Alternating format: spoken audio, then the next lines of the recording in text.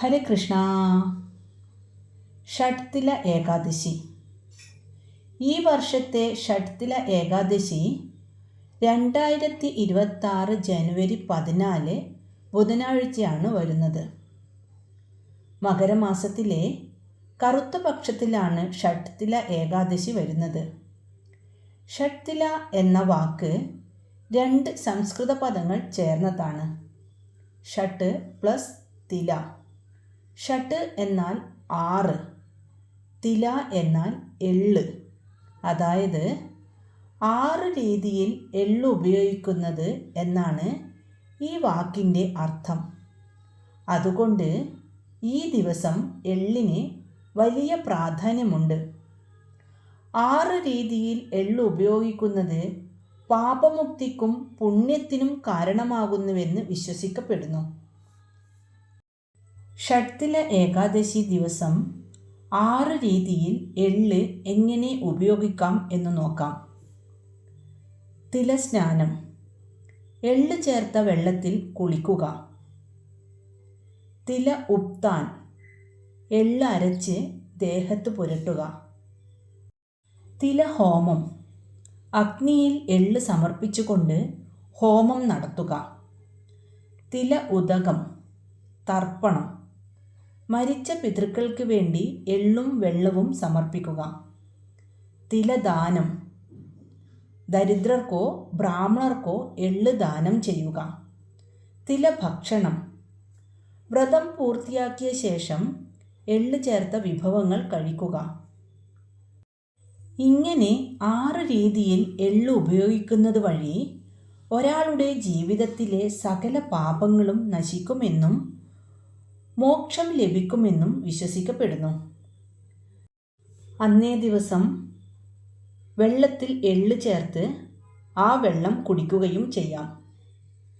വൈകുന്നേരം വിഷ്ണു ഭഗവാന്റെ മുന്നിലോ തുളസിത്തറയിലോ എള്ളെണ്ണ ഒഴിച്ച് ദീപം തെളിയിക്കുന്നത് കുടുംബത്തിൽ ഐശ്വര്യം കൊണ്ടുവരും. വിഷ്ണു പ്രീതിയുള്ള ദിവസമായതിനാൽ തുളസിയെ ആരാധിക്കുന്നത് വളരെ ഉത്തമമാണ്. തുളസിത്തറയിൽ വെള്ളമൊഴിക്കുന്നതും തുളസിയെ പ്രദക്ഷിണം ചെയ്യുന്നതും നല്ലതാണ്. ഏകാദശി ദിവസം തുളസി ഇല നുള്ളാൻ പാടില്ല. അതുകൊണ്ട് തലേ ദിവസം തന്നെ പൂജയ്ക്കുള്ള ഇലകൾ പറിച്ചു വയ്ക്കുക. ഏകാദശി തിഥി ആരംഭിക്കുന്നത് 2026 ജനുവരി 13 ഉച്ചയ്ക്ക് 3:17. തിഥി അവസാനിക്കുന്നത് 2026 ജനുവരി 14 വൈകുന്നേരം 5:52. പാരണ സമയം. വ്രതം മുറിക്കേണ്ട സമയം ജനുവരി 15 രാവിലെ 7 മുതൽ 9:30 വരെയുള്ള സമയത്തിനുള്ളിൽ തുളസി തീർത്ഥം കുടിച്ച് വ്രതം അവസാനിപ്പിക്കുന്നത് ഉത്തമമാണ്. ഇനി വ്രതം എങ്ങനെയാണ് എടുക്കുക എന്ന് നോക്കാം. പൂർണ്ണമായ ഉപവാസം സാധിക്കുന്നവർക്ക് അങ്ങനെയും അതിന് സാധിക്കാത്തവർക്ക് അരിഭക്ഷണം പൂർണ്ണമായും ഒഴിവാക്കി പഴങ്ങൾ, പാൽ എന്നിവ ഭക്ഷിച്ചും വ്രതം നോക്കാം. പകൽ ഉറക്കം ഒഴിവാക്കി ഭഗവത് ചിന്തയിൽ സമയം ചിലവഴിക്കുക.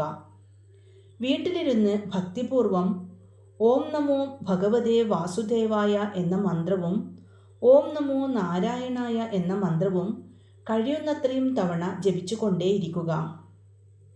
നാമജപം അന്നേ ദിവസം വളരെ നല്ലതാണ്. വിഷ്ണു സഹസ്രനാമവും അഷ്ടോത്തര ശതനാമാവലിയും ജപിക്കുന്നത് ഐശ്വര്യവും സമാധാനവും നൽകും. ഈ ദിവസം ഭാഗവതത്തിലെ ഗജേന്ദ്രമോക്ഷം വായിക്കുന്നത് പാപമുക്തിക്കും ആപത്തുകളിൽ നിന്ന് രക്ഷ നേടുന്നതിനും സഹായിക്കുമെന്ന് വിശ്വസിക്കപ്പെടുന്നു. എള്ള് ചേർത്ത ഭക്ഷണമോ ധാന്യങ്ങളോ പക്ഷികൾക്കോ മറ്റു ജീവികൾക്കോ നൽകുന്നത് ഈ ദിവസത്തെ പുണ്യം വർദ്ധിപ്പിക്കും. ജനുവരി 15 രാവിലെ തുളസി തീർത്ഥമോ ശുദ്ധജലമോ കുടിച്ച് വ്രതം അവസാനിപ്പിക്കാം. ഷഡ്തില ഏകാദശിയുടെ പിന്നിലെ പ്രസിദ്ധമായ ഐതിഹ്യം ഇനി പറയാം. ഈ കഥ ഭഗവാൻ വിഷ്ണു തന്നെ നാരദമുനിക്ക് വിവരിച്ചു കൊടുത്തതായാണ് പുരാണങ്ങളിൽ പറയുന്നത്.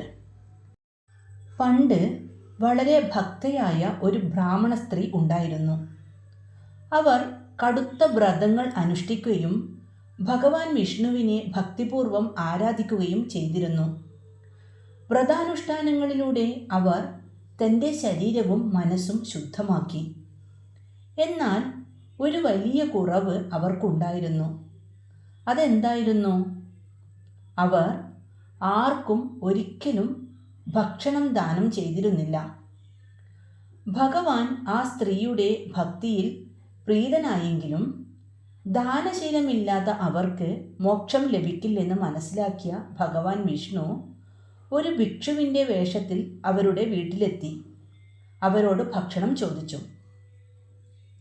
എന്നാൽ ഭക്ഷണം ചോദിച്ച ഭഗവാന് ആ സ്ത്രീ നൽകിയത് എന്താണെന്നറിയുമോ? അവർ ഭക്ഷണത്തിന് പകരം ഭഗവാന് ഒരു മൺപിണ്ഡം, അതായത് ഒരു മണ്ണുരുളയാണ് ഭിക്ഷയായി നൽകിയത്. എന്നാൽ ഭഗവാൻ അതും വാങ്ങിക്കൊണ്ട് തിരിച്ചുപോയി.